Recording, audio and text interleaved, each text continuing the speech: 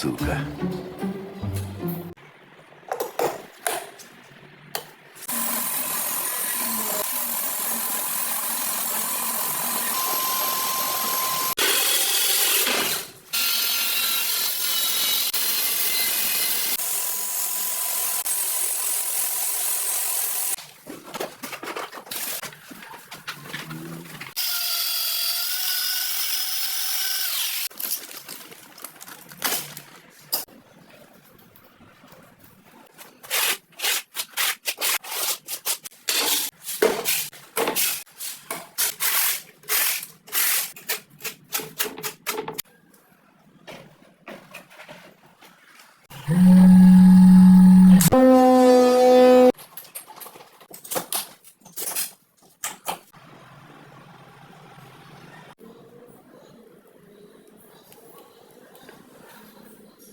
Дорогой дневник, мне не подобрать слов, чтобы описать боль и унижение, которые я испытал сегодня.